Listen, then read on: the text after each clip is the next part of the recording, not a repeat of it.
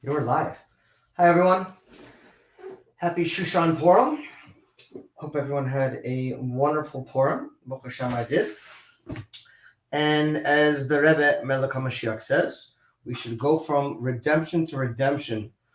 Speaking about this is a very auspicious time between the Geula of Purim and the Geula of Pesach, the 30 days that are about to transpire. And God willing, it should really transform into the Geula Mititza Shlema. Because as you can see by looking in the world, there's literally nothing left to believe in other than God.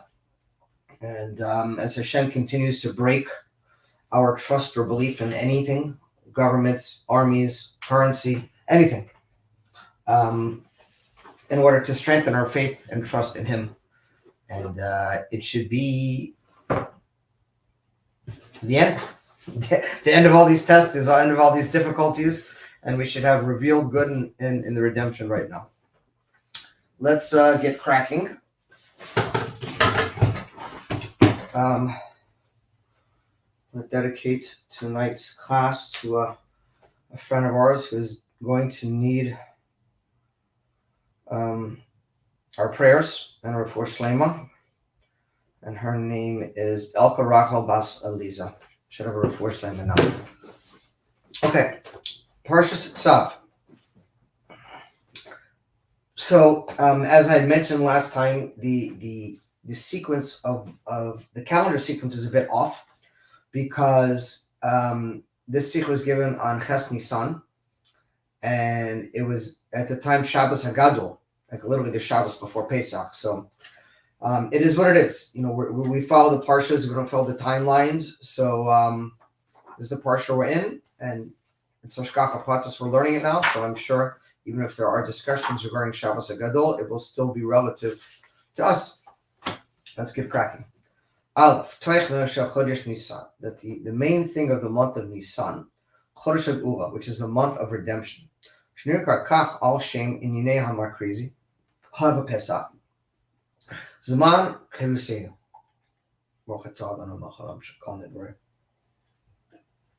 And as we're approaching the holiday Pesach, which is referred to as the time of our redemption, or our freedom, to be more precise. Mudgash b'yumechad v'Shabbos lifnei Pesach, and this is emphasized especially during the Shabbos that precedes Pesach.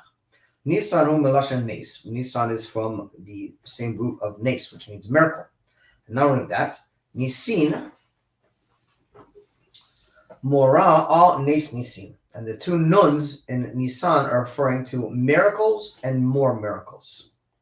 And Nisim nifla'os shekadosh baruch hu aseh im b'nei Yisrael b'chodesh zeh v'hotzi'im miMitzrayim. And we see the miracles and wonders that Hashem performed for the Jewish people in the month that He took them out from Egypt. And you see, by the way, that our supposed friends and allies in the government in America have once again turned their back on Israel and have chose to support terror. And evil and hatred over goodness, and it will come back on them. But we know that the majority of the people are in support of Israel and the Jewish people, and that the government is not reflective of the people. But it's unfortunate. But the positive news is that we see more and more how Hashem is showing us that He's the only one who could solve these problems right now. And anyways, so in the month of Nisan, Hashem redeemed the Jewish people, took them out from Egypt. Excuse me, didn't get much sleep. And the miracles that took place in this month. And this is emphasized even more in the Shabbos before Pesach. Shabbos Hagadol, the fish and Nasa Bo Nes Gadol. That we know that the Shabbos before Pesach is called Shabbos HaGadol because of the tremendous miracle that took place at that time. Haneshal Malka Mitzrayim Buchrechem, the miracle of the firstborn of Egypt. We know that they were, let me read because this can maybe say now. So, the Kava'o Nes Zeh, the Zecharoim, the Doros B'Shabbos, for the Kro'oihu Shabbos HaGadol, the Oy Joseph. Shabbos Hagadol Hayisa Atchila Hageula V'Hanisim.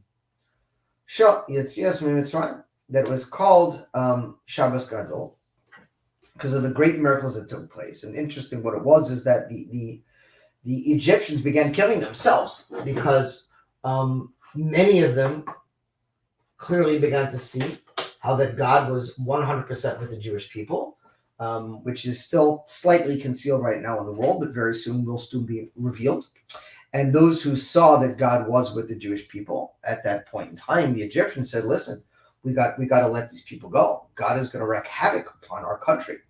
And those opposed them and said no. And they wound up warring and the firstborns of Egypt killing each other.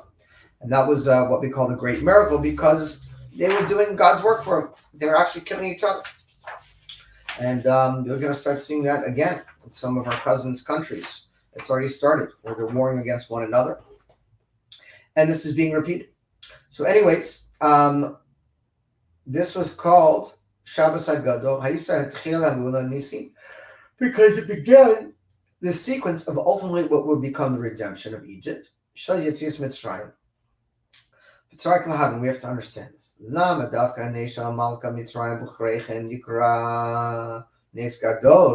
Why is the fact that the firstborn of Egyptians were fighting amongst each other and killing each other considered a nes gadol, such a tremendous miracle, more than normal?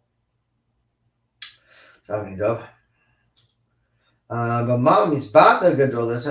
what is expressed in the greatness of this miracle?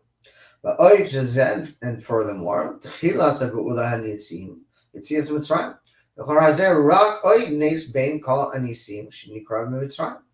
that the beginning of the redemption of going out of Egypt and the miracles that took place, sealing this is only another miracle that took place during this time of going out of Egypt.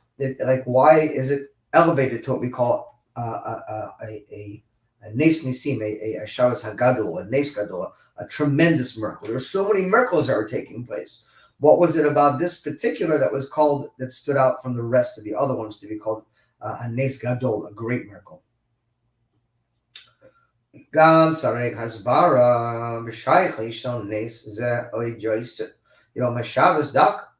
furthermore, the connection that it's related specifically to Shabbos.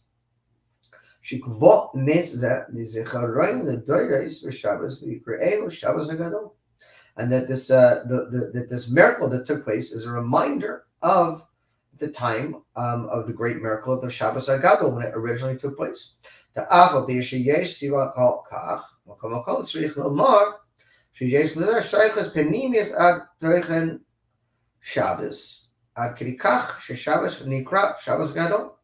something specifically connected to the Shabbos that increased the miracle. And furthermore, the relevance of this miracle, this wonder of the redemption, Im Shabbos, and that's emphasized even more. The Rebbe says in this year, that the first day of Pesach, Yom Shabbat, fell on Shabbat that year. I believe this year the first day of Pesach is Monday, right? It's the first Seder is Monday night. Oh yeah. No, first Seder is Monday night, so the first day of Pesach is Tuesday. Which is also a very auspicious time. Tuesday is Kitov, a double over a good on the third day of the week, which the energy balance between right and left. Anyways, let's continue. Base. אחד העניינים העיקריים בגאולת מצרים המודגש בתורה הוא שגאולה הייתה על ידי משה רבנו גאולה של ישראל, כפי שהתורה מספרס וברוכה, איך שקורא בו בהוראה דווקא למשה להיות גאול ישראל. Okay, and first of all, and mainly, the redemption of Egypt is emphasized specifically that it took place through Moshe, right? Moshe is the one who effectuated it. Moshe Rabbeinu is the one that God sent to redeem the Jewish people. He is called Gaal Yisrael, the redeemer of the Jewish people. Torah, I already said that. And accordingly, the Torah recounts at length how Hashem specifically chose Moshe to be the first redeemer. All right, that was the first time we got put into exile, or in one of the countries that ultimately many more to come. And God specifically chose that it should come about through the hands of Moshe, which is known as the first Redeemer. This is like our Rebbe, Melech HaMashiach, will be the one who God chose to be the last Redeemer, because this is God's business, why he chooses these people. We don't know, but that's the way it is. To the point that Moshe said to Hashem, listen, I don't want to do it. I'm not interested in this position. Exactly what happened with the Rebbe, too. For a year, they begged the Rebbe to be Rebbe. He said, it's not for me. I'm not interested. Hashem said to Moshe, no, you're the one. And Moshe said, listen, send the one by the hand of who you will send. In other words, he said, send Moshiach now. Don't send me. And Moshe was basically refusing his job. But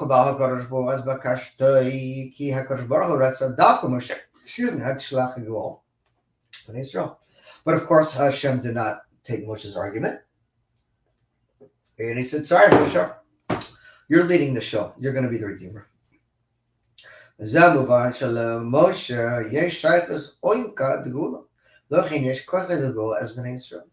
therefore, we see that Moshe is specifically connected to the redemption. And therefore, that this power of redemption is connected to all the Jewish people. Because Moshe, of course, is connected to all the Yidden. Kafi, if I make it through tonight's show without falling asleep, that will be a miracle. And as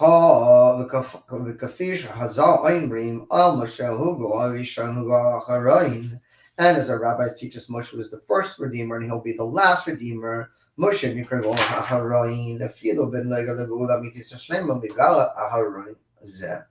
Sha'ale Na'amarki makes his Sechaneret Mitzrayim and he flies. That Moshe is called the final Redeemer, even though it's taking place many, many years later, and actually will be through Mashiach, not through Moshe, as we know. Nevertheless, it says, like, when I took you out of Egypt, I will once again show you wonders. And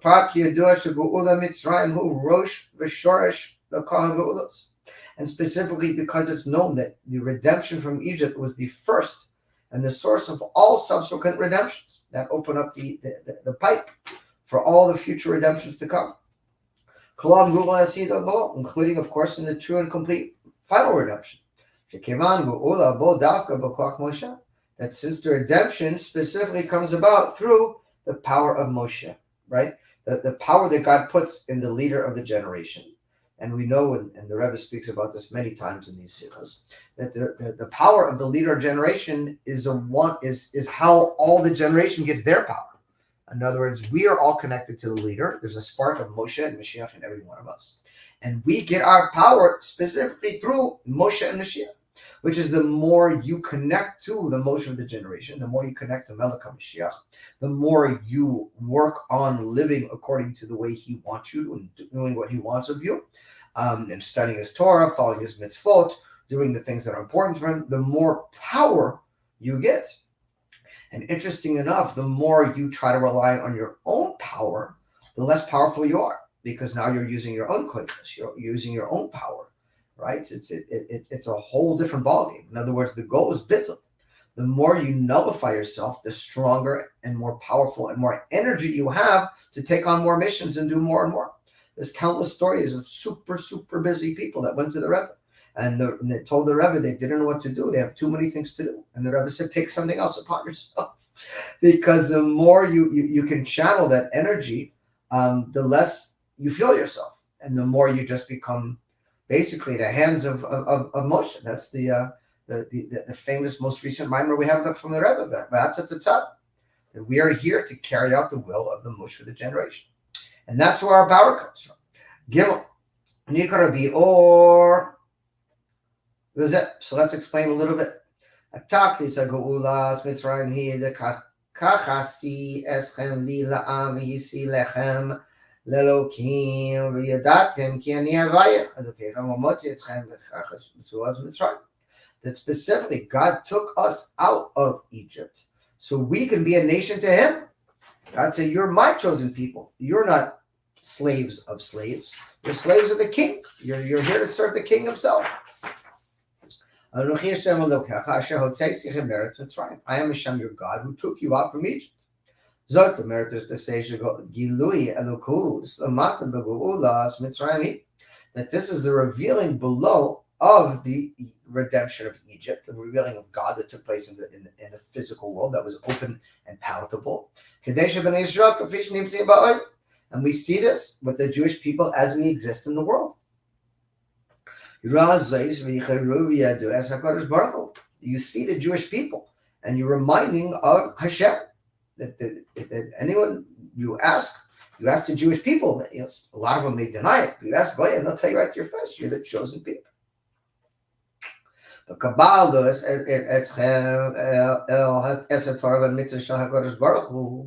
and how do we reveal this godly nature? By accepting upon ourselves the Torah and the mitzvahs that Hashem gave us.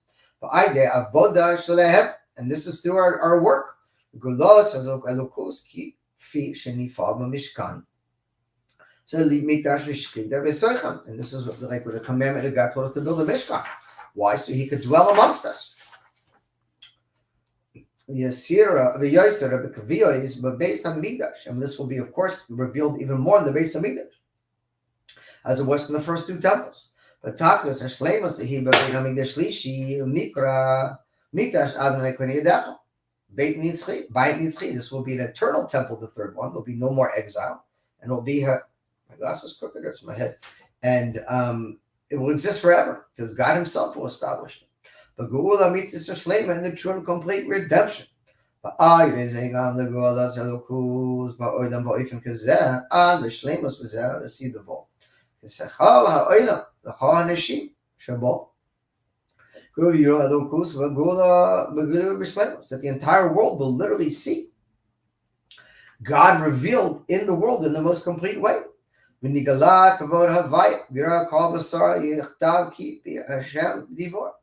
the glory of God will be revealed to the entire world, and all flesh together will see the glory of Hashem.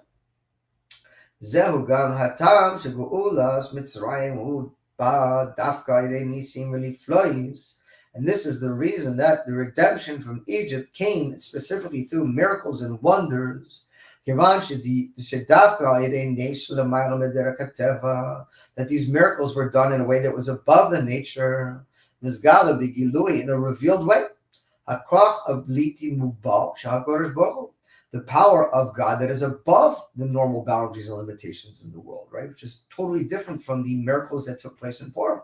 In the miracles that took place in Purim, God was concealed through the nature of the miracles. And in the time of Pesach, God was revealed in an open way.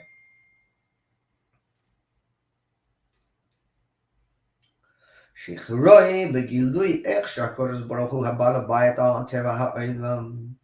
revealed how Hashem is the ruler of the world. If there was any doubt in anyone's mind, He cleared that doubt up in the times of Egypt. And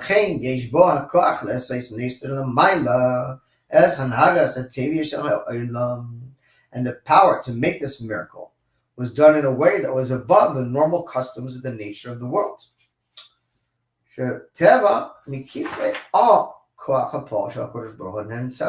Because the very nature of nature is that it conceals over godliness, right? That's why it's called nature. It's note that the Hebrew word for nature, hateva, is the same gematria of Elohim, which is the name God used to create nature and conceal Himself within it.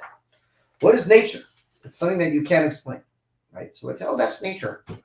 How does the sun rise and the set and the moon comes and goes and the stars and the planets and the birds and the grass and the fields? How is that? Oh, that's nature. What does that mean? That means you have no freaking clue how it happens. So you put a stamp and say it's nature. It's God. It's God, and He conceals Himself in the nature. So you can't see Him in a revealed way unless you search for Him. But in the times of Pesach, God revealed Himself above the nature in a miraculous way. And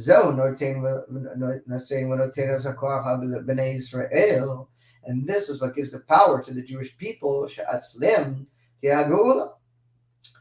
Chirus b'hamitzrayim sha'ha'olam she'oved l'hanachos ha'olam avodas l'minei mimitzrayim gulim she'olam l'kol gula b'prat.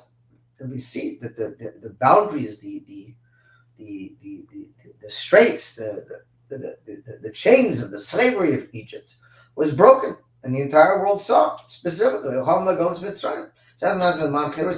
that the Jewish people were free. That's why it's called the time of our freedom.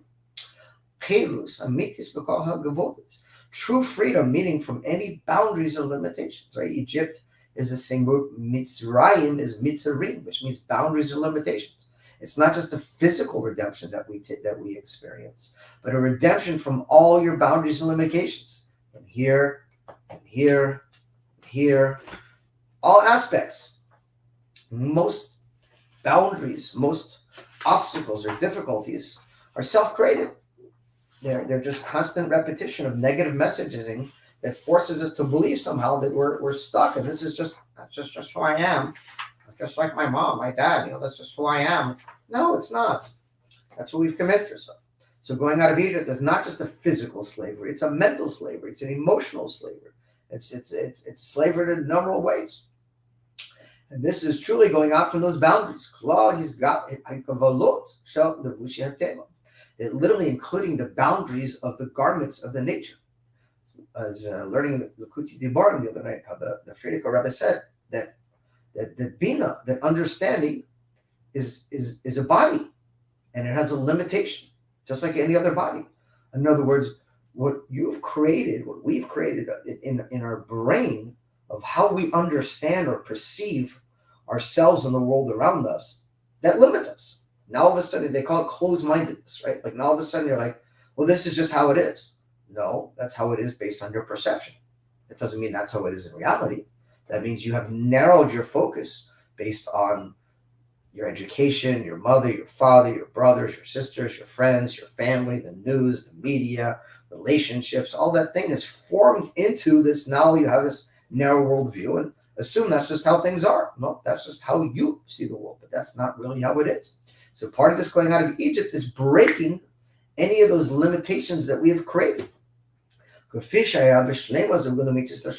course, the total freedom will come in the true and complete redemption. And that once again, God will show us wonders, completely above the nature.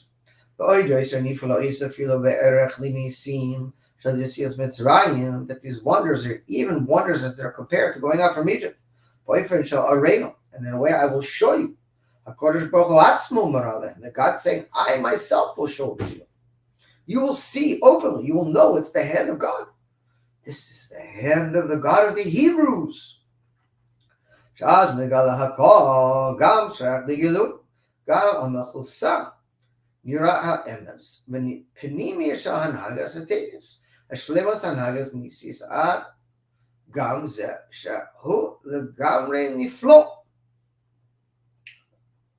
Also, as things that cover up in nature, and that we will see the true inner dimension of the conducting of the nature, and the complete way of the conducting of the nature in a miraculous way.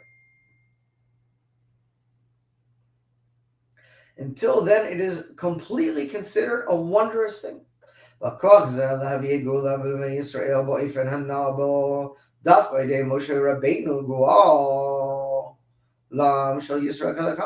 And the power to bring about the redemption of the Jewish people is specifically through Moshe Rabbeinu.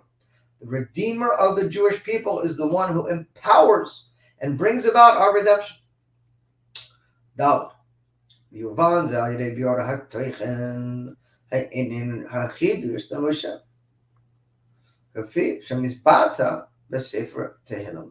Mizmor Tzaddik. שמתחיל תפילה למשה איש אלוקים. מסוים יהי נועם השם אלוקינו עלינו, ומעשה ידינו כוננו עלינו, ומעשה ידינו כוננהו. We can understand this by understanding the unique characteristic of Moshe Rabbeinu and how it's expressed in the Sefer of Tehillim, which is Mizmor Tzaddik, which happened to be the Rebbe's Tehillim that year, Pasuk 90. And it says that it begins, a prayer of Moshe, a man of God. And then it ends with, and Hashem will establish the work of our hands. Mizmor zeh bulat miuchad b'chidush. And there's a unique thing in this Mizmor. Moshe Rabbeinu, that it is a prayer through Moshe Rabbeinu. It's known that David HaMelech composed the majority of Tehillim. But I think Moshe Rabbeinu composed about 7 or 10 of them. So there are other people that composed most of them, and this is specifically attributed to Moshe. That is the beginning from the one of the 10 Mizmorim. That's the answer that Moshe composed. The David Mizmor Moshe that again, as I just said, Moshe Rabbeinu composed 10 of the Tehom of David Melech. Well, those are Moshe Rabbeinu's. שמזה מובן שמזמור זה מספתה תוכן של עבודה בפועל משה כולו ולעשות בניסוי בויד כמו שרואים בנים הזר ויהינו משם אלוקינו עלינו וברכה של משה בקש ראינו שורש השכינה במשכן. That this was Moshe's prayer, basically to Hashem, to request that the Shekhinah dwells in the Mishkan. That's what it was referring to, establishing the work of our hands, the building of the Mishkan. And now he's telling to Hashem that you complete that establishment by bringing your godly energy, by bringing your Shekhinah into the Mishkan that we built for you.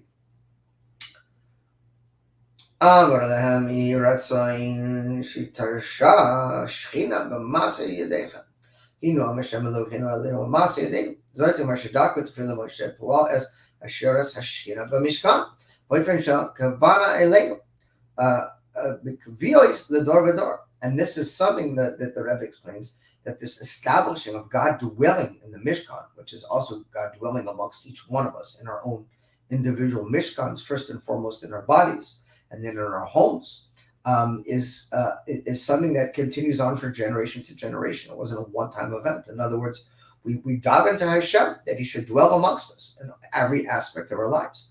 Hey, here is now explaining even further. Hold on, I got to do a time check here. Oh, 29. Oh, wow, how's that possible? 40? That's low. Okay.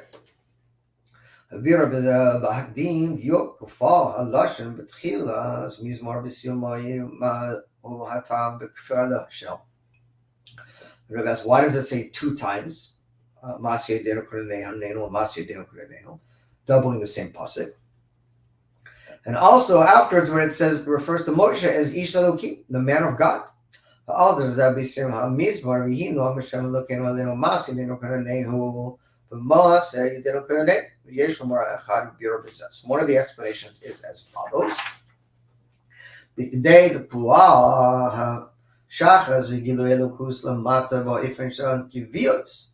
order that the drawing down of the godly energy below should be in a permanent way, right? You don't want to just get high and draw godly down and say, wow, and then it just disappears. I don't literally mean get high, but whatever. It's, a reminisce of bringing in light or energy that it just evaporates afterwards. The idea is that energy stays with you. Nidrashim ben shnei ninim, shnei kitzvois. So we are, 2 lines, if you will, that combine together. Aleph, the first one. This is a power which is higher than the ordinary customary way. And which is a normal custom of the world. And there is in this the power to enter into the world God in a revealed way. In order to change the world. And this makes a vessel to reveal God. And specifically, it should be permanent and eternal. And therefore it requires a very special energy in order for it to enter into the boundaries of the world and make an effective changing it. And this is a changing of all the creations. The hemshech hazman call nifsad. And that in such a way until it reaches its ending. And base hakach tzarich liredus lidavshus. Ad shaya be'erach ligeder haridam. And the second is that it should be a power that enters into the world in a way that it's fitting for the world. And specifically, there is to this the power to make a proper vessel for this energy to last internally. And therefore, it has to be a place that is able to receive and make this energy a permanent way in a deep inward dimension. So it has to be permanent. The Rebbe is talking about this miraculous energy that's above the nature. And you'll notice, by the way, we started off in the Aleph sequence. This is the second sikha of that sequence. And they're both very heavily connected to this idea of miracles that are above the nature, permeating and entering into the nature, so that they should be able to transform the nature in one, a permanent way, and two, an eternal way. Very similar to last week's sikha, that message. So obviously the Rebbe is emphasizing the importance of this. Shnei and Yanim, these two matters.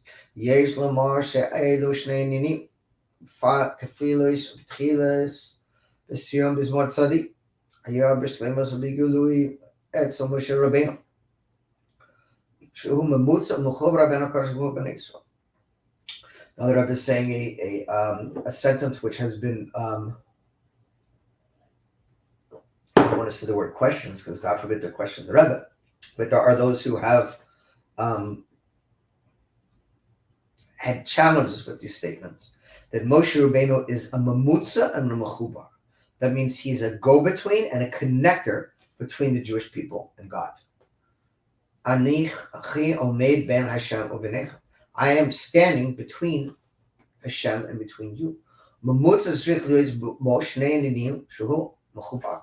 And the very nature of a mamutza is something that goes between, right? So like Malchus and Keter are the mamutzas between the worlds above it and the worlds below.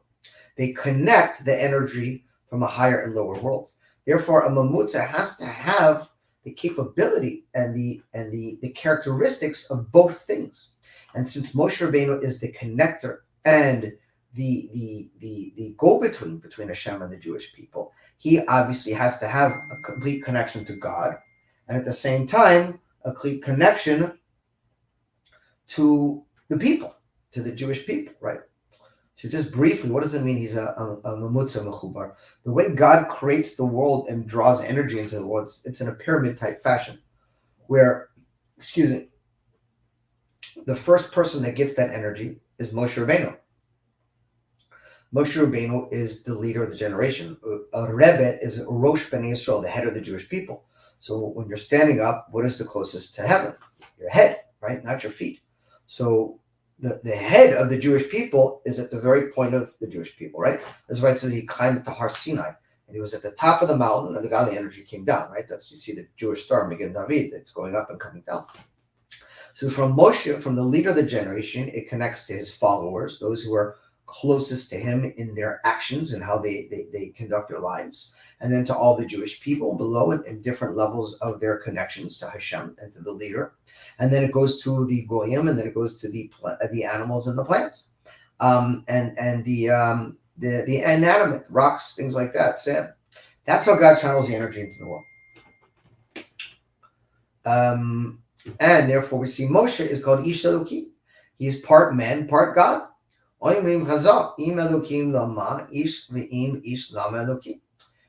our rabbi teaches, if it's God, then why is it a man? And if it's a man, then how could you say it's God? Because from the middle part below, he's man, and from the middle part above, he's God. It doesn't mean he's God. It means he's godly. Only God is God. Let's be clear about that. Some other religions are very distorted in thinking a man is called God. No man is called God. But what it means is that Moshe is so nullified and he's so connected to God that his entire existence is godly. He has no self-focused interest whatsoever. Yet at the same time, he's a man of flesh and blood and living in the physical world and breathing air and eating and drinking like the rest of us.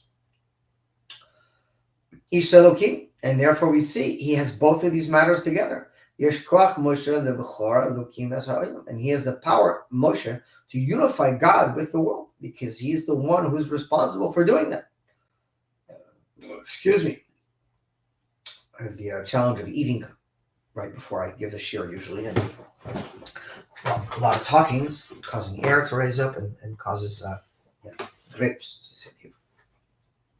Okay, but Pratis Yoiser, more specifically. Yesh Lamor.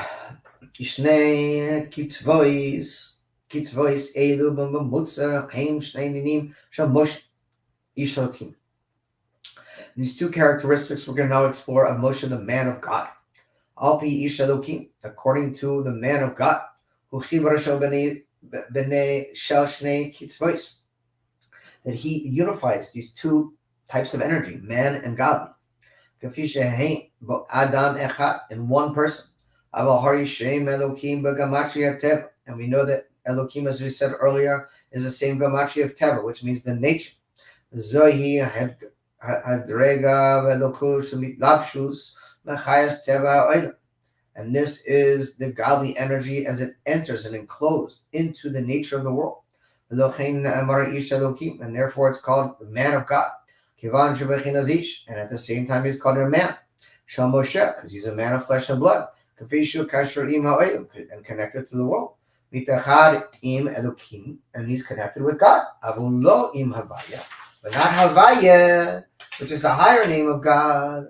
That's completely above the God, above the world, because that's not where Moshe is connected to, even though in a Panimi way he is, but in the way that we're talking about now, he's connected to the level of God that's connected to the world. Makes sense.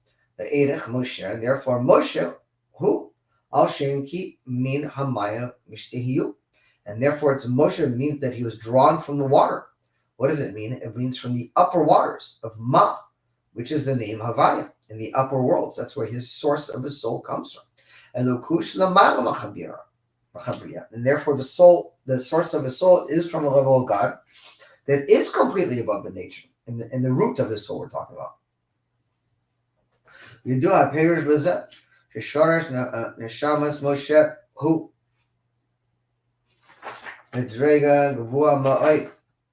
and therefore we see that the soul of Moshe comes from a very high level. Mechinas Mayim, in the waters of the upper worlds. Above from the worlds of dry land. Nisham min hamayim, and he was drawn from that water. Mishtihiu bigilui, these galus, and came from the concealed world that was brought into the revealed world, the physical world.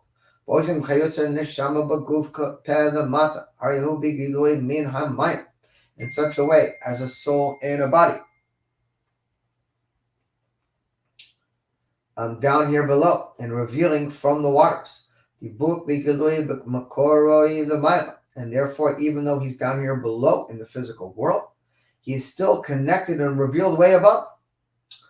And we come out from this that Moshe is literally a man of God. Remez al shnei ninim hana etzel Moshe, and this is hinted, as we said above, in the description and the name Moshe. Aleph Moshe is kashrus imelukus shelamayla habriya, that he is connected with God from above of creation. And base ish elukim, he's kashrus imelukus be'erech habriya. He's connected to God as he is in this physical world. And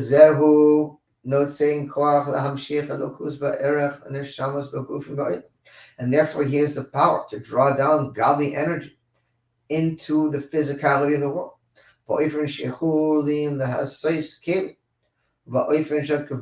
In such a way that it's able to enter into the vessels of the world, in such a way that it becomes permanent. The level of God that is connected and compared to the world. To the point where it says, and my Shekhinah, my divine presence, will dwell amongst you. The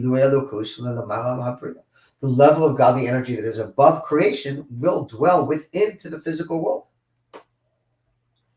including first and foremost our physical bodies. Zion. Al pize yuvan gam hakfa b'siyum has mizmor. And we see this now, the explanation of the doubling over of the last pasuk of this Tehillim. which again I have to point out, it's complete Hashgacha Pratis that happened to be the Rebbe's Tehillim that year. He was 89 when he gave the Sicha, and there was Mizmor 90. Tzadi. And since Moshe is these two matters, man and God, together, and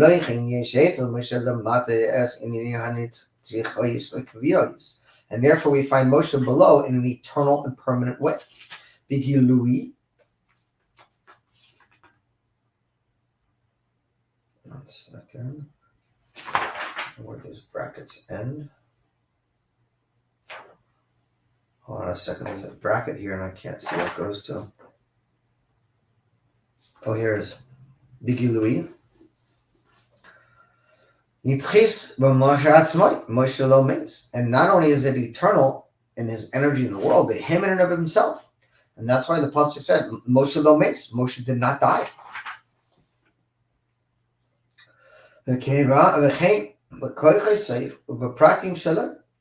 And similarly his powers and all the details of his being.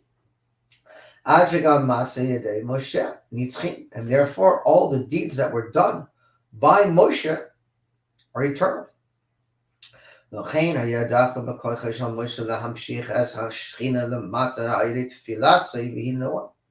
therefore specifically the power of Moshe is drawn down through the Shekhinah below, through the prayer of asking Hashem to establish the work of our hands. Again, this is when the Shekhinah dwelled in the Mishkan. Ratzoin, Shitashra, Shekhinah b'masi yadechem, bo'ifin hakavana elenu, the kaviyah is the door vador, murum bezes, and itzchis, the bein beis hamidrash shlishi, sha'anu charav le'olam. And this will be revealed in an eternal way in the third temple. V'kashem she'etz Moshe atzmo yishnam shnei ninim. And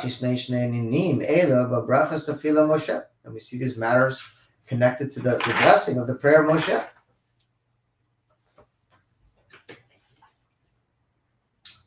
The drawing down of the Shekhinah into the Mishkan. There's a level of godly energy that's above the world. And base that it's enclosed in the innermost dimensions of the world below. And therefore the Rebbe says that's what both of these repeating of the same pasuk is. That it will establish the work of our hands. What does it mean? It means in such a way of, first, that this energy is above the world, is what we call the energy of Bli Gavul, above boundaries or limitations. And second, as the energy is connected to penetrate the innermost dimensions of the world. So we have both of these energies combined together. Yom Tok, Bezek, Kufal, Beklal, Mura, Al Kiyam, Adavar, Va'ifan Yitzchi. And the Rebbe said this doubling over is once again showing how this energy is going to be eternal and is eternal. And therefore it's connected to the eternal redemption. But Pratis Yoisir, more specific. Al Piro Bezer, Rashi, Kufal Zet, and Rashi explains even further. The two times where it says establish the work of our hands. Echat al hamalchus hamishkan v'yurachan Yisrael v'tefila shora shchina v'masirehem mishkan. One is referring to the work of the Mishkan and the blessing of the Jewish people as they're praying that the Shekhinah should enter into the Mishkan, that their hands that brought about that and establish it. The ish is to have beracha of masiyadehem. He said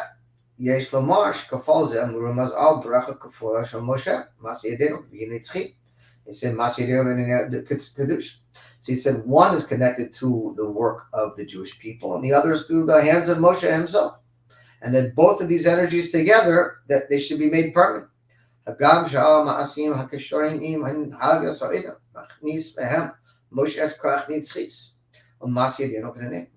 that the work of our hands in establishing the Mishkan, through Moshe's blessing, through the power of the leader of our generation, that is what transforms that energy to be eternal, right? Which is why you see that Klipa or Sheker never stands and never lasts.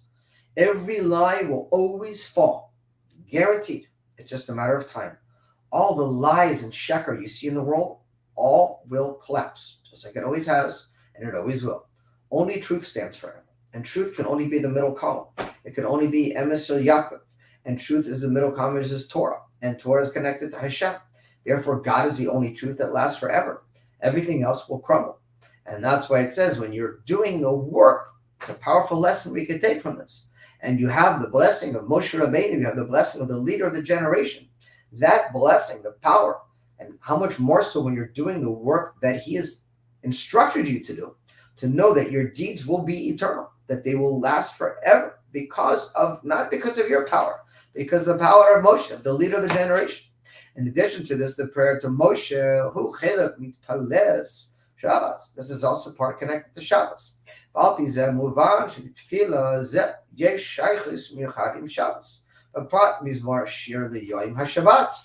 Specifically, it talks about the specific song we read on the day of Shabbos, which is part of the prayer of Moshe. Ad bo Moshe v'chad shmo mizmor shir liyom HaShabbat. Coming that Moshe and is indicative of the name of the song of Shabbat that's attributed to Moshe. Yesh more shaykhus, and there's more connections. Al pasuk mizmor shir liyom HaShabbat, on the pasuk where we're singing the song of Shabbos. Oimim hazal sika mishpata kfu mavor b'chama makamot shekafal hu shtei darkis. These are connected to the two levels. Shekal Shabbos. One is Shabbat. Ma'ili Shabbatoi v'yomah Shabbasa. Menucha be'erech ligila. Menuchas ve'etz. Al derech hilug ben shem eloki. Talking about a rest, a dwelling, a calmness that takes place in Shabbat. And this is connected to the name Elokim. And then we have the name connected to Havaya, also in Shabbat. And both of these coming together, we have the level of God that's above the nature, that is drawn down and revealed in us here in the nature. And that's what Shabbat is. The combination of these two energies coming together as one. That's why we say Shabbat, Shalom. Because that's when you have peace. When the upper and the lower are connected, you're in peace. In the therapeutic standpoint, when your unconscious mind and your conscious mind are connected in a state of flow, you also have peace. When there's no separation between what's going on and what's going on inside and what's going on outside. In other words, when you're true and express who you really are, not just when you're drunk, but all the time when you try to be real and authentic. That's when you have a meeting of inner and outer together. Kafal yesh ad kafal tchilas is more. Isha lokim b'siyam his mizmar v'hinu amisham alokenu aleinu. This peace that is referring to, and that it should be peaceful for us or pleasant for us, is referring to Shabbos. That you will establish the work of our hands. That it should be in a way of peace. In other words, that everything should be in a calm way. That our work that you're establishing, God, it shouldn't be, okay, it's got to be hard, we get it, but it shouldn't be backbreaking. It shouldn't be, and I don't just mean physical backbreaking. I mean, it shouldn't be a grind. It should be in such a way that it's pleasant. Look, work is work, right? You know, they say about work, it's a 4-letter word. Who wants to work? It's not fun. But that it should be at least in a pleasant way. And then the very essence will be at peace. And this positive energy, or this calmness, will apply not only to the time of Shabbat, but also will enter into your work week. And in Shabbat, you're resting from all the work you did. And it is establishing the pleasantness for your upcoming week of work. And Shabbos is literally connected to Moshe. And it's eternal, just like Moshe. And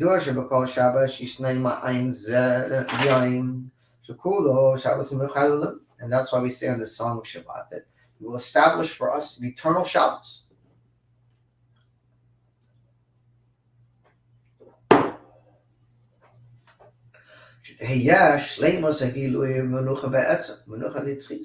And then this calmness, this peaceful energy will be eternal. And it says that the Jewish people only kept 2 Shabbos. Can you imagine? If the Jewish people around the world kept 1 Shabbos, the second Shabbos Mashiach would come. No more death, no more destruction, no more problems. We just would listen to our Creator. Yeah. Ches. Al pi anal yesh lomar hatam l'kach shetfila zu tefila Moshe ish Elokim hi mizmor tzadik b'tehillim hein mitzad hamispar hein mitzad ha'ois. So the Rebbe said it's connected to this tehillim, which is 90. The Hebrew letter, the Hebrew number 90, Tish'im, and the Hebrew letter Tzadik, which is the gematria of 90. Tish'im, 90. Tchila Zmina Hi Hazak, that it's it's referring to Hazak, it's a multiple of 3. And then Hazaka, Hi Sheba Shloish Pa'amim Naseh Hadavar Kubua, Umitchazek V'chein Yishar La'ad. We know that something that is in a 3 is a permanence, right? Because you have 1, then you have the opposition is 2, and you have the third, which is balancing, right? In the vernacular of scientific realms, it's called thesis, antithesis, and synthesis. So 90 is 3 times 30. It's 3 and 3, and showing something that is strong, that is complete. Shleimus amayla b'chazaka d'shlish gufahi tishim. So shlosh pa'amim shloshim. Shlosh pa'amim eser. Shleimus calls misparahu kashahu v'chol ma'eser kivan she'eser hu shleimus mispar. And we see it's 3 times 3 times 10. Right? He broke up the 30 into 3 times 10, and 10 is known as a complete number, just like 3 is. It's indicative of a completion, the number 10. Shloshim hu shleimus chazaka. Tisha'im hein shleimus hamayla chazaka. So okay, and now the Hebrew letter tzadi. Ha'ofen harego shabo kusvim chazal v'chulu. Ois zeh hu tzadi. So what is tzaddik? Makama makoimos kusiv tzaddik. It's written. Some call it tzadi, and some call it tzaddik. What is a tzaddik? It's a righteous person. Referring to the level of tzaddik. That tzaddik is the foundation of the world. The Isa misparim. If one reads between the lines, it's obvious when you're digging deeper behind the text to know the Rebbe is talking about himself. It's his mizmor, 90 that year. He's letting us know again at the beginning of the sequence that he's going to be the Redeemer, and that he's referring to himself as a tzaddik, even though he doesn't openly say it. But an interesting vort was talking about how the Mittler Rebbe used to hear the Megillah from his father, the Alter Rebbe, and then when he got older, for whatever reason, when the Alter Rebbe was no longer capable or passed. One of the Alter Hasidim was very, very holy, a tzaddik in his own right, would read the Megillah. And the first time that the Mittler Rebbe heard the Megillah from him, afterwards he said, "Wow, thank you for the Megillah reading. I never heard this story like that before." The tzaddik said, "What do you mean you never heard this story like that before? It's the same Megillah. It doesn't change every year." So he explained, and it's known that people on such a level, a Rebbe, tzaddikim, when they're learning Megillah, there's so many esoteric teachings. The Megillah is my favorite book of the Torah. Yecheskel is probably the second. I'm crazy for the Megillah Esther. It has everything in there. Yishtalshalus, creation, redemption, your journey, your soul. There's so many details in it. There's so many Hasidic Maimarim. There's so many books of Kabbalah written about Megillah Esther. So it's known amongst the Rebbeim and amongst holy people. When they're reading and listening to Megillah, they're literally channeling to the esoteric realms and hearing what's going on in Al-Pi Kabbalah in the upper worlds, not just in the Pshat. So the way the Alter Rebbe would read the Megillah, the son of the Mittler Rebbe would have a picture of what was going on in the heavens. And the way that the tzaddik read it, even though it's the same letters, just the energy, the human component and the energy behind it brought that energy to him in a different capacity, where it was like mamish, a different Megillah. Okay. Yes. ויש לומר העניין זה, הקדוש ברוך הוא ברא את האדם והאוילם באופן ששני צדדים. And furthermore, Hashem brought about man in creation in these two levels. One side connected to holiness, and one side connected to the forces that oppose holiness. Yetzer Toiv, Yetzer Hara, the evil inclination and the good inclination. And by the way, just so you see this, and it's a known thing according to Kabbalah and Chassidus, that the good inclination is from the right side, and the evil inclination is from the left side. Where are all the problems in the world coming from today? Did you know that Nazi Germany, maximum before Hitler rose to power, was one of the, if not the most liberal country of all times? It's a known thing. You start with liberalism, then after that you move to socialism, and then after that you move to fascism. All these things are people don't study history.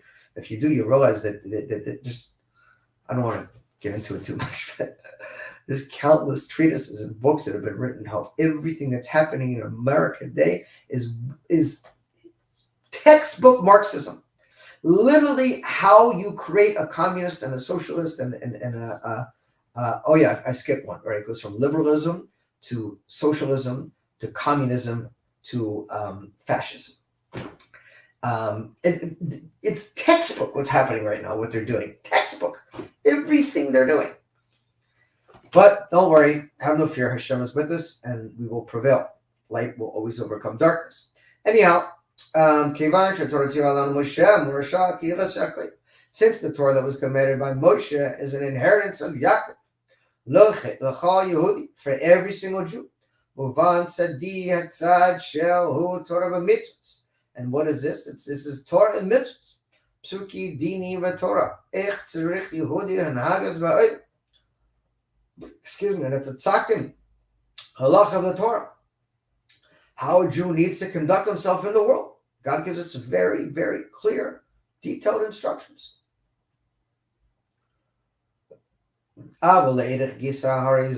Nikra tzadi, rak tzad sheli. Since Hashem created the world, God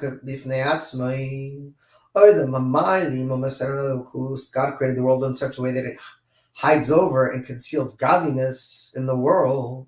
Why did he do that? I don't know, but he likes to play hide and seek with us. And to do that, that's how he had to do it.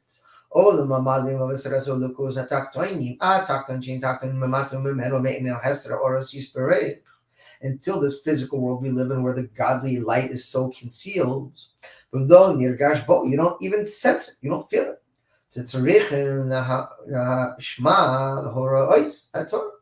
And therefore it's necessary to learn Torah and reveal godly in the world.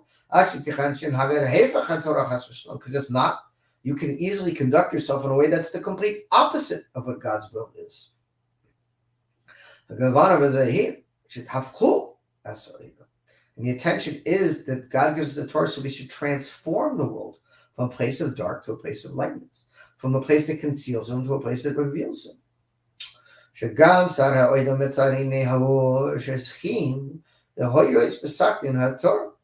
And that the world should be conducted according to God's will, according to the Torah. And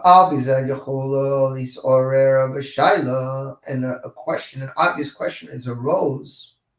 How would Yehudi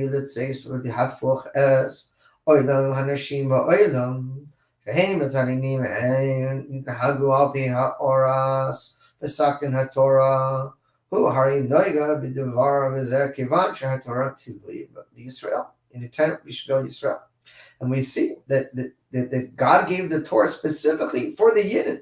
What does it mean? It means in a way that we need to follow the Torah.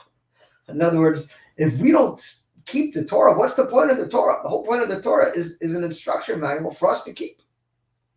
How to live. And like it is written in the Torah, command the Jewish people. What does it mean? It meant it's for the Jewish people. And the entire life of a Jew is dependent on the Torah.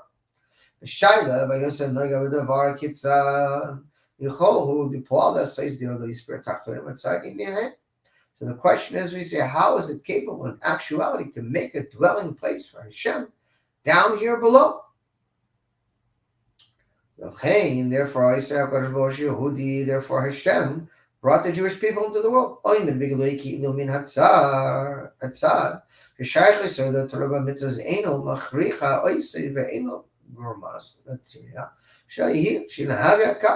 אלא הדבר נמסר מחירוסי הפשעה שהוא יבחר ובחרת בחיים.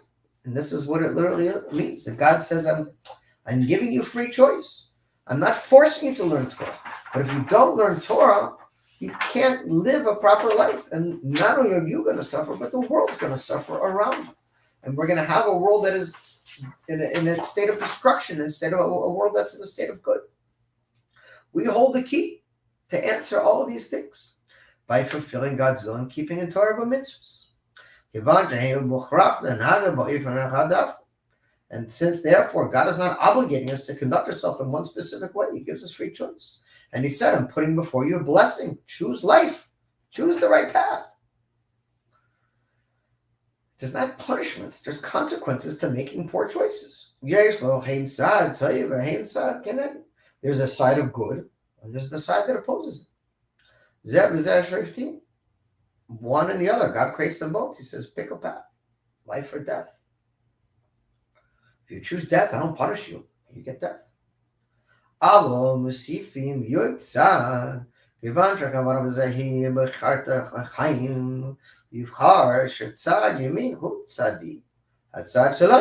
this is the right side, the side of life.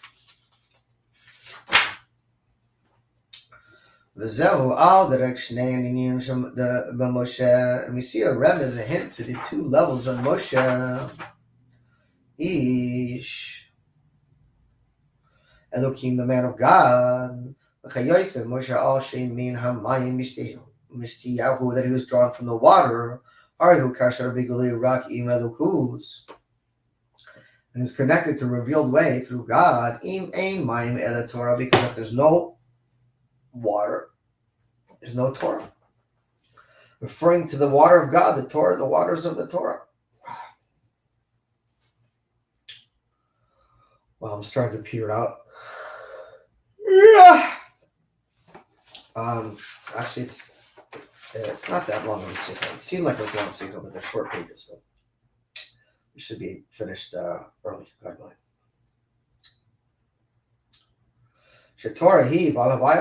Because the Torah is really what rules over and conducts the world. God created the whole entire creation for the Torah and for the Yid. And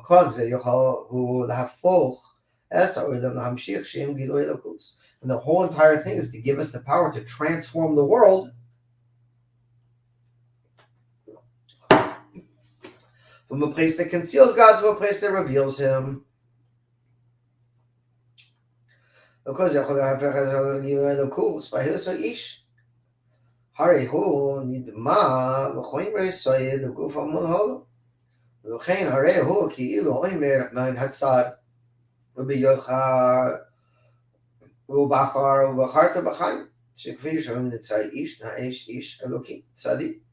choose the path of life, the godly path. And this is through free choice that we have. God made us physical and souls in physical bodies in a physical world. And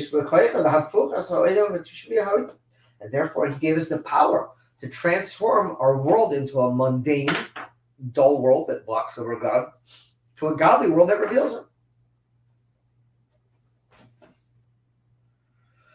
And how do we do this? By learning Torah. That's how we remove the filter, we will, of the world. And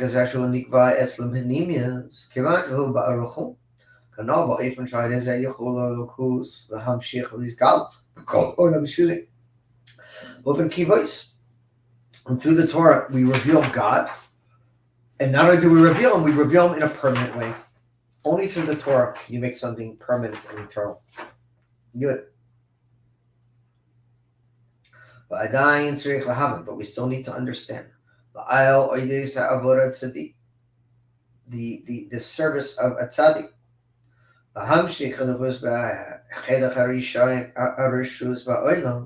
He draws down godliness into his portion of the world. He transforms the natural world around him into a godly place.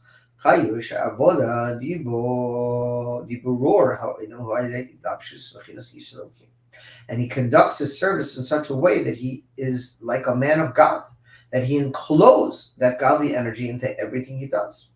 It's not just when you daven, it's everything about you. And therefore he's able to bring it in such a way that the world is capable of receiving it. And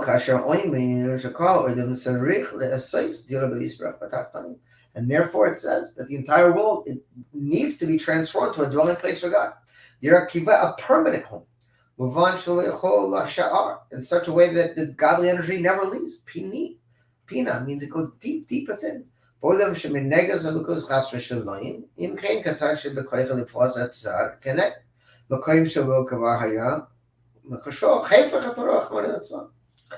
how can it be? We see that these negative energies that are the opposite of the Torah, that seem to be blocking this energy from God of coming into the world. So that's necessary to say, specifically to the prayer of Moshe the godly man, we're able to reach the lowest parts of creation and transform them. The tzaddik, sho'isa as hamalat tzaddik, v'kav yured the mata min shorat makam. The Rebbe says it's specifically through Moshe, by connecting to the leader of our generation, by connecting to Moshe and having Moshe's prayers behind you, and conducting yourself in a way in accordance to how the Rebbe wants you to. This is how your work becomes permanent. This is how the godly energy you do has the power to go deep into the world and affect it and transform it. You're off. All Perushana, according to what we explained above, Shemosha al Shemin Hamaya Mishyehu, that he was drawn from the water. Romaz al Gilui Shem Havayit, referring to revealing the name Havayit. Shalamalomino Olam, which is the godly energy above the world. Alma Iskasia, the concealed worlds. The Sh'ayla Sochora Keshara Peshut, that the question arises in a simple way. Mayim, water. Hayu me anilus. This is the Nilus, the river of Egypt. Tishim b'seif shel sefas hiyor v'smichayis avoda zara mitzrayim. That when it says when Moshe was drawn down, he was drawn down from the highest levels above. But when he was taken out in this physical world, where was he taken from? The worst klipa in the world. The river that was the bedrock of serving idols of Egypt, of idolatry. Moshe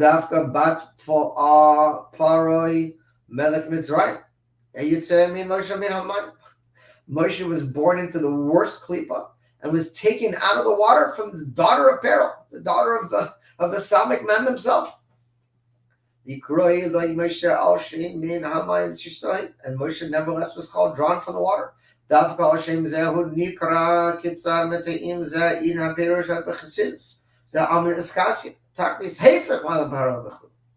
it says, according to Chassidus, he was drawn down from the deepest, holiest waters. It's called Amad Eskasia, the concealed worlds. But in this world, he was brought out into the worst klipas in the world. The most horrific things were going on in that river by the daughter of Pharaoh who took him out. It's unbelievable. So how do we explain these two things? Moshe, the holiest of people, drawn down from the holiest of places, manifest in the lowest of places down here in the world.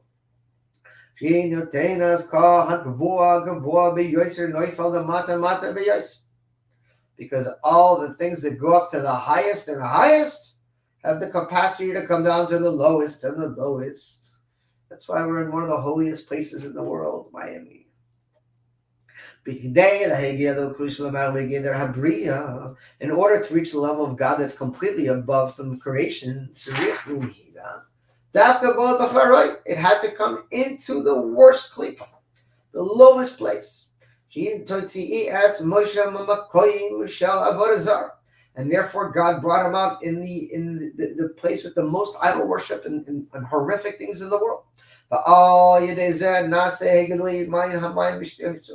And specifically through going through a low place, he was able to reveal the lofty, high nature of who he really was.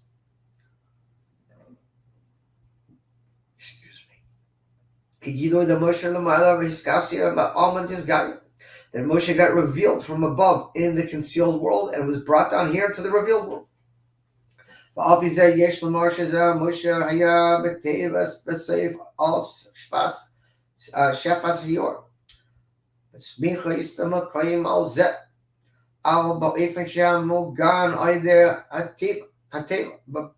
came out from the this little bed there. There's a little what do they put him in, a little ark thing.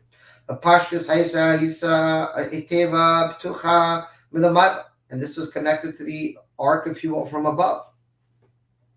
And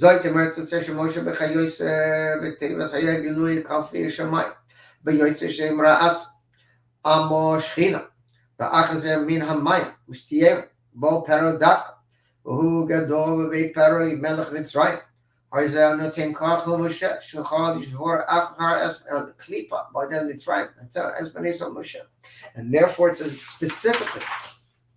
So all of you out there who are in these places that are full of tumah, it's because God puts us in the lowest places. And the people who are put in the lowest places, often it says in the Tanya, sometimes the holiest, the loftiest of souls were born into the most difficult or challenging of circumstances. Homes that were not exactly holy, homes that exactly where there weren't so much Torah and mitzvahs, to be nicely, in order to go down to transform that lower aspect of the world. And that's Moshe's soul came from the highest place. And in order to redeem the Jewish people and break the klipa of Egypt, his soul had to come from the highest of levels. And therefore it's called the man of God. The Moshe, and he was sent down here in order to rectify the world. And this is the lowest part of the world, the physical world of Asiya that we're in now. And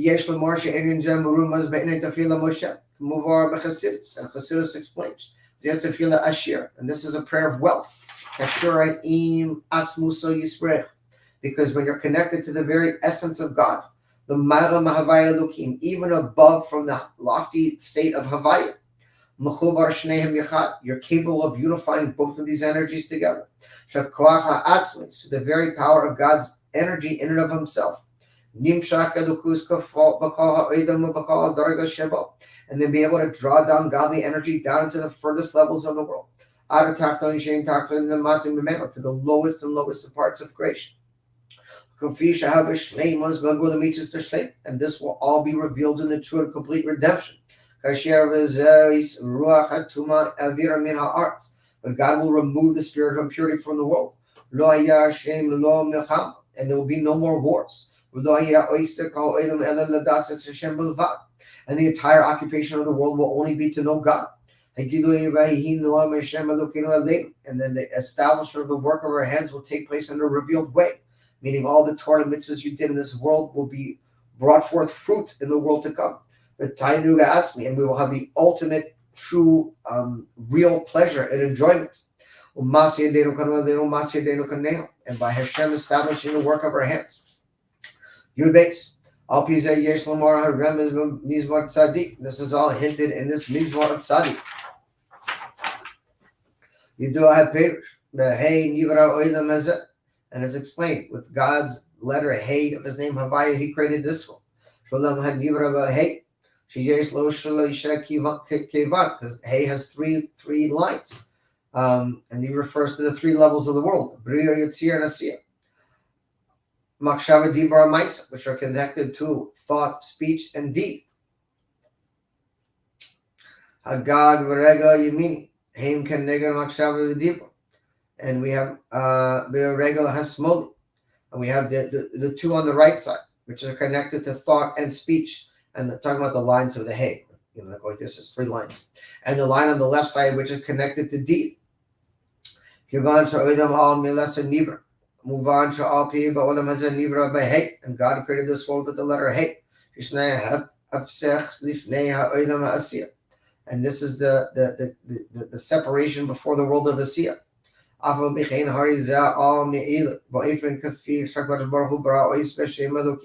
we know that God created the world through his name Elohim. And this is a world that godly energy is covered over.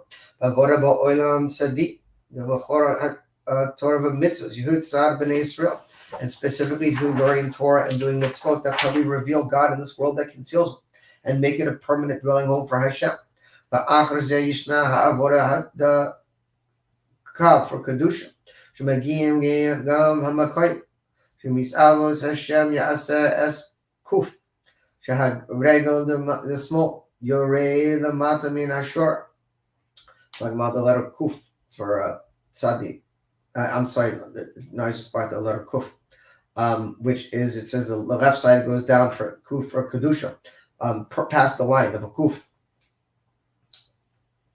And this is referring to how Hashem brought his energy all the way down into the bottom of the world. That God created this world in order to fix it up, to make it holy.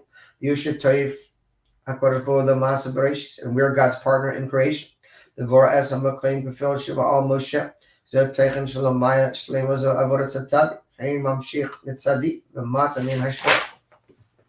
Yud Gimel.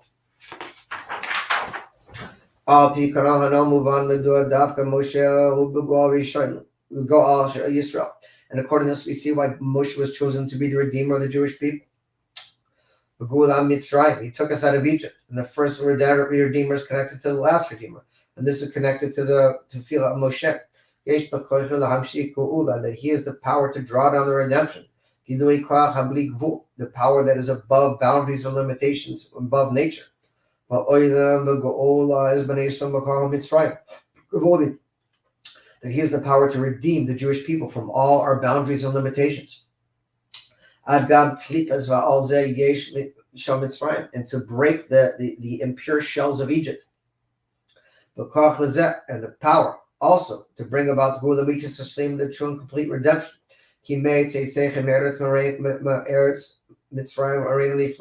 And just like when I took you out of Egypt, I will once again show you wonders.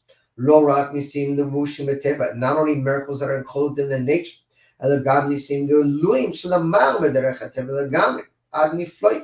but rather I will show you miracles that are completely above the natural order, that will be a miraculous revelation. And there will be no more exile.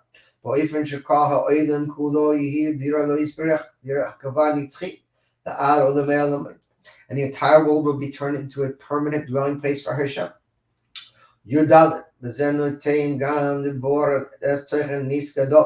And for this we understand the idea of the great miracle that took place on Shabbos before Pesach. Specifically about the Egyptian firstborn warring against one another.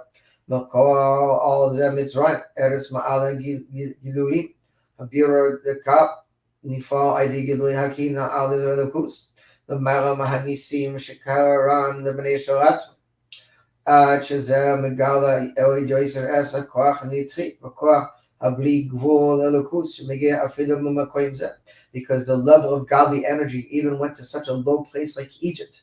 And we saw literally that God was allowing and causing these things to happen to reveal God's energy and his miracles even in the lowest place. And therefore specifically it was called a great miracle. Because this began the beginning of redeeming us from Egypt. It was the beginning of God breaking this whole stronghold of Egypt. And specifically it took place on Shabbos. Because it's connected to eternal redemption. It will be eternal Shabbos and eternal rest.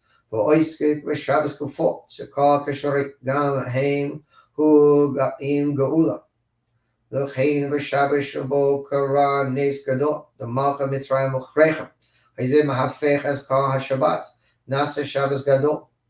Well, because it's a remez, it's a hint that we'll have eternal Shabbos the Mashiach comes.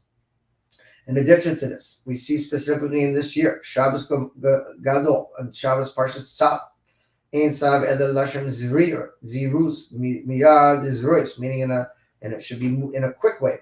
Magis Oid Yoser as Dilui Inyan Anitchis Namat, and it should be an eternal way drawn down below.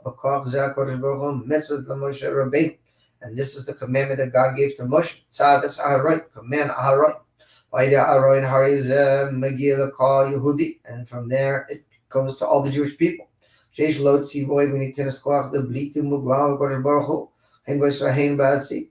this is the eternal power that Hashem has given to the Jewish people to do our work. Miyad, and it should be immediately. There should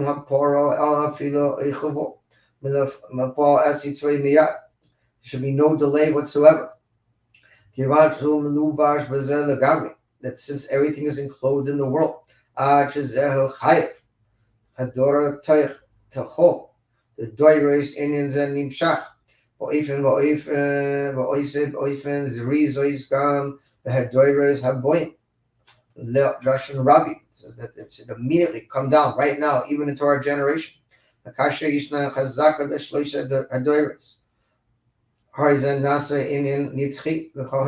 this will bring about a permanent from all the work we did in all the previous generations. And the work will be established of our hands forever.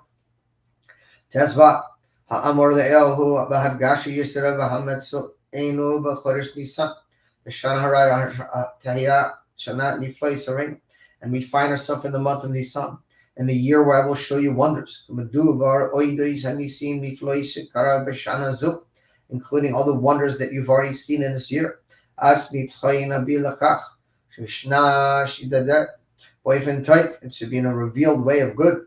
And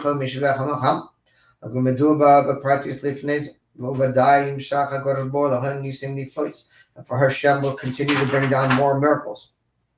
Including the ultimate miracle of the true and complete redemption. And then it says that at the time of the redemption, the nations of the world will be warring one against another, as you can see right now. And this is a clear sign that we are moments away from the true and complete redemption. The Vushni B'nei Tisiru. It says, and Mashiach will announce, will stand on the roof of his place and announce the time of your redemption has arrived. Exactly how the Rebbe did at that time. He didn't stand on the roof, but in 770 he said the time of your redemption has arrived. Melech HaMashiach Omer al Gaga Beis HaMikdash, and he will stand up on the roof of the Beis HaMikdash. And he will announce to the Jewish people the time of your redemption has arrived. Tes Zayin. Makal Hanal, and all we said above. We must connect this to actual deed. And we're standing in Shabbos of the year of wonders.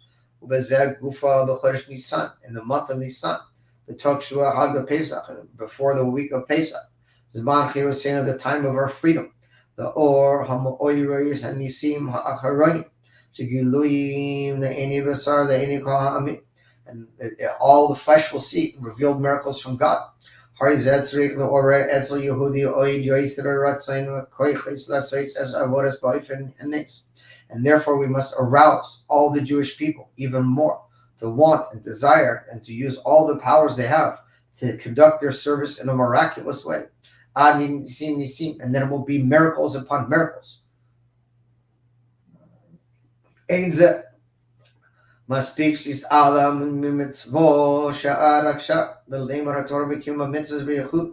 of all, we have to increase in our Torah learning and our mitzvahs and do it the most precise way. Excuse me. And we should go higher and higher, from strength to strength, until the true big miracle. And we have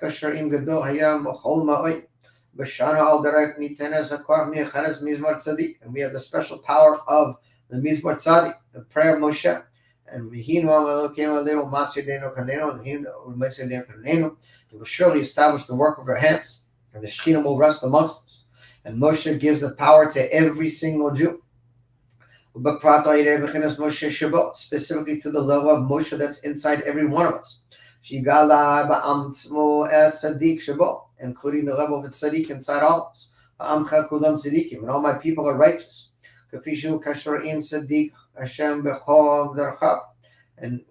we must be righteous and serve Hashem in all of our ways. And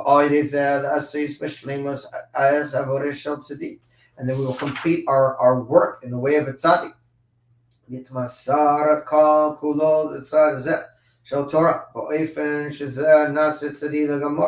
And then we'll have a completion of our divine service and of ourselves, and also in the way we conduct and affect others. And especially in spreading out the wellsprings of Chassidus.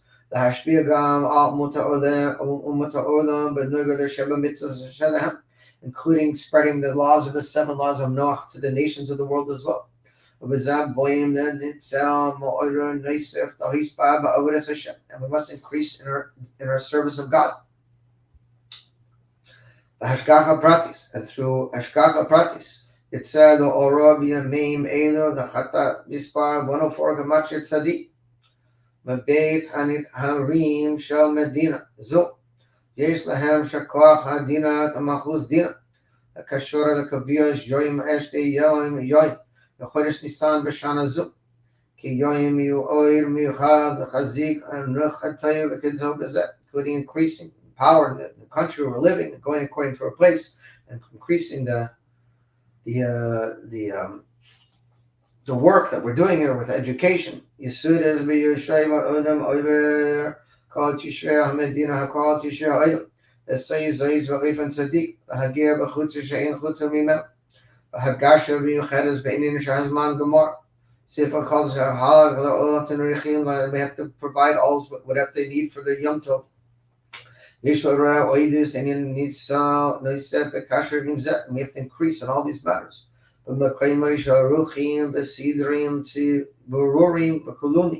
Increase in our seders and togetherness.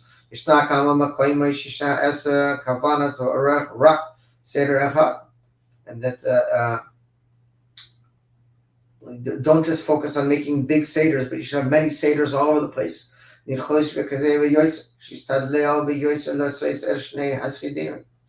All call pani the chelak es ritzer shnei headline vaday lo tzrech lahagil lezeh when you go to school vaday yivrach vaysak l'spein, and God will surely bless and all your needs as well when you help others. Yehirat from me big God's will.